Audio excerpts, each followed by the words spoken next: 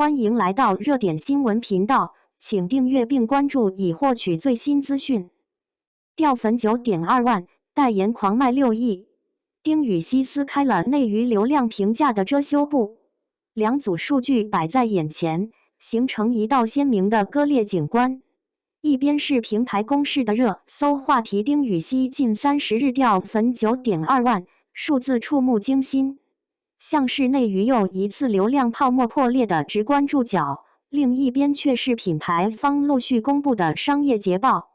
老凤祥2026年一季度财报披露，丁禹兮代言的同款系列产品在官宣双周内销售额突破6.09亿元，直接推动品牌线上渠道 GMV 增长94%，客单价提升68%。这组矛盾数据为何同时出现？掉粉9.2万的表象之下，究竟隐藏着怎样的真实图景？更关键的是，这一反差彻底撕开了当前内娱流量评价体系的根本性裂痕。我们究竟应该用什么来衡量一个艺人的真实热度与价值？本文将穿透单一数据迷雾，深入剖析数据背后的多层复杂性，探究艺人真实热度的多元衡量维度。流量数据的虚与实，粉丝数为何不再可靠？掉粉9.2万这个数字本身就蕴含着多种解读可能。平台及水分是首要解释路径。微博平台为维护粉丝生态秩序，确实会定期开展垃圾粉丝清理工作。2025年1月21日，微博正式启动了垃圾粉丝清理计划，旨在清理虚假账号、僵尸粉丝和不活跃用户。这些被统称为僵尸粉的虚假粉丝，特点是只关注不点赞、不评论、不发言，多为批量注册的无效账号。平台通过技术手段筛查，会对批量刷粉账号的垃圾粉丝进行清理。这种集中清理动作一旦大规模执行，就会在短时间内造成粉丝数量急剧下跌的假象。粉丝结构的自然代谢是另一种可能性。在内容空窗期或特定舆论事件后，一部分路人粉、非核心粉的流动是正常现象。这部分粉丝往往基于聚集热度或话题关注而短暂停留，当缺乏持续曝光时便会自然流失。丁禹兮手中南部档案、花开锦绣、司公令等多部 S 加大制作积压待播，荧幕露面的次数屈指可数。这种曝光断层确实可能导致关注度波动。从粉丝社群内部视角看，大量粉丝认为所谓掉粉时为数据波动，是平台清理异常账号所致，并非真实粉丝流失。这种解释在饭圈内部形成共识，反映了社群对数据的特定认知逻辑。当我们解构粉丝数这个看似直观的指标时，会发现其构成极为复杂。真正的活粉及有真实互动意愿和行为的核心用户，只是数字海洋中的一部分，而那些死粉、僵尸粉、数据粉、轮播账号等无效账号，往往占据着可观的比例。2019年曾有调研显示，明星微博转发中假粉丝比例高达93.24%，这直接暴露了单一粉丝总数指标的巨大局限性。它根本无法反映账号的活跃度、互动质量与情感粘性。更关键的是，平台算法与数据可见性机制的变化，进一步加剧了数据与现实之间的偏差。算法推荐规则调整、热搜机制变迁等平台运营策略，直接影响艺人的显性热度，使其与真实粉丝基本盘产生偏离。当平台为了优化生态而调整算法时，部分艺人的曝光度会受到影响。这种平台层面的变动，最终以粉丝数波动的形式呈现。品牌方选择逻辑的变迁从流量数字到消费实力。如果说平台数据反映的是一种表层热度，那么品牌方的选择则直指艺人真实商业价值的核心。曾几何时，唯流量论主导着内娱的品牌合作逻辑。广告主及其代理商在选择代言人时，常常以粉丝数、热搜数、转评赞数据作为核心决策依据。这种模式虽然简单直接，但也带来了巨大的潜在风险。一旦流量数据出现水分或波动，品牌投放的巨额营销费用就可能打水漂。但今天的品牌决策体系已发生了深刻转变，粉丝粘性与转化率成为首要评估维度。丁禹兮的案例极具代表性，其粉丝群体展现出极强的组织力与消费实力。老凤祥同款系列上线5分钟售罄，耳目桃专属链接30秒抢空。Champion 联名款在抖音超品日总 GMV 破亿，单日峰值达4549万。暴龙眼镜首日销售额超1200万。这些实打实的销售数据背后，是粉丝对丁禹兮同款标签的高度敏感和及时转化能力。更值得注意的是，老凤祥客单价同比提升68%，丁禹兮同款平均单价达7500元以上。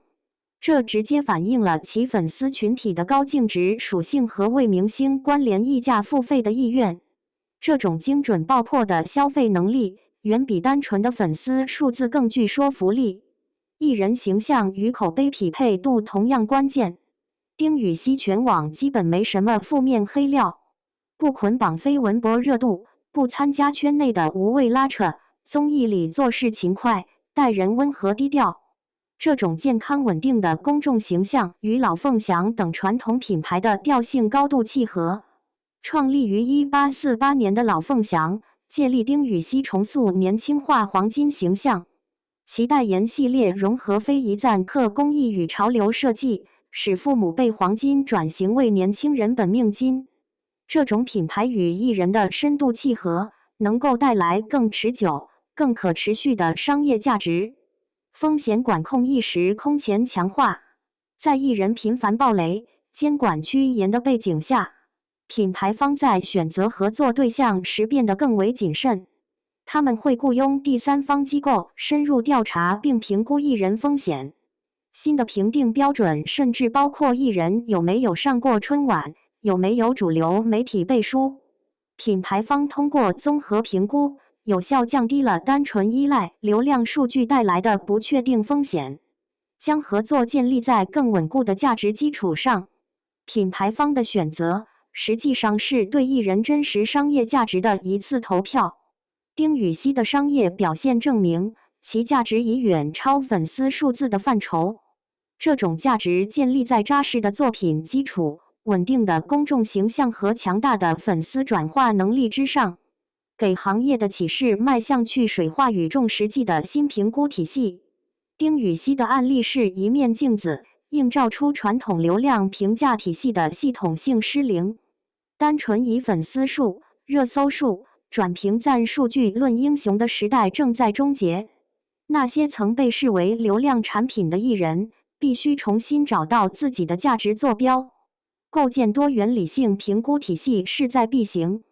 未来的艺人价值评估应该涵盖以下几个关键维度：作品厚度与角色口碑应该成为核心评价标准；影视剧角色的出圈程度、长尾效应及专业评价是艺人最根本的立身之本。艺人的热度不应只是昙花一现的数据狂欢，而应建立在扎实的作品积累之上。可持续的商业转化能力必须得到充分重视。代言产品的销售表现、品牌续约率、跨品类号召力，这些是检验艺人市场生命力的直接指标。德塔文名人 IP 商业转化周报等第三方评估体系已经出现。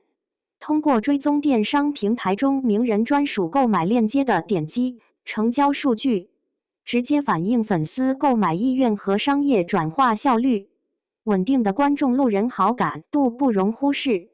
通过舆情分析、搜索指数趋势、非粉丝向讨论热度等衡量泛人气，能够更全面地评估艺人的公众影响力。这种超越粉丝圈层的认可，往往是艺人长期发展的基石。专业领域认可度同样重要。业界奖项、合作方评价等专业背书，能够为艺人提供有别于流量数据的价值支撑。这一评估体系的转变，需要行业各方的共同努力。艺人及团队应该转变思维，从追求短期流量曝光转向长期价值深耕，扎实打磨作品，精心经营核心粉丝社群，维护健康稳定的公众形象，才是可持续发展的正道。丁禹兮选择沉淀蓄力，拒绝浮躁内卷，不纠结于一时的热度高低，反而走出了一条安稳踏实的演艺道路。内容平台与数据平台应承担起更多责任。微博已主动下线明星势力榜，并启动垃圾粉丝清理计划，这是向正确方向迈出的步伐。未来，平台可以探索提供更细颗粒度、更反映真实活跃度的数据维度，为行业提供更有价值的参考。行业与媒体需要共同推动评价话语体系的革新。中国广告协会早在2019年就联合艾曼数据发布了广告代言人商业价值评估标准，建立了包括商业价值指数、代言效果指数、风险指数在内的评估体系。这种行业标准的建立，有助于引导理性讨论，让行业回归健康发展的轨道。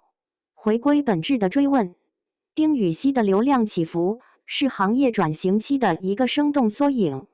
一边是平台粉丝数据的波动，一边是商业转化的强劲表现。这种割裂恰恰揭示了内娱正在经历的价值重构。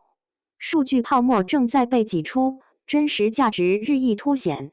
平台清理僵尸粉的行动，品牌方评估体系的升级，行业标准的建立，都在共同推动着这一进程。衡量一个艺人的红与价值，最终应回归其对文化产品的贡献力、对观众的吸引力以及经得起时间考验的市场生命力。流量数据或许会波动，热搜话题或许会沉寂，但那些建立在扎实作品、稳定形象和真实影响力基础上的价值，却能在时间的冲刷中愈发清晰。内娱需要的不是更多转瞬即逝的流量明星，而是能够持续创作优质内容，与观众建立深度连接，经得起市场检验的真正价值创造者。你认为衡量一个艺人红不红，到底该看粉丝数、热搜数，还是实打实的商业成绩？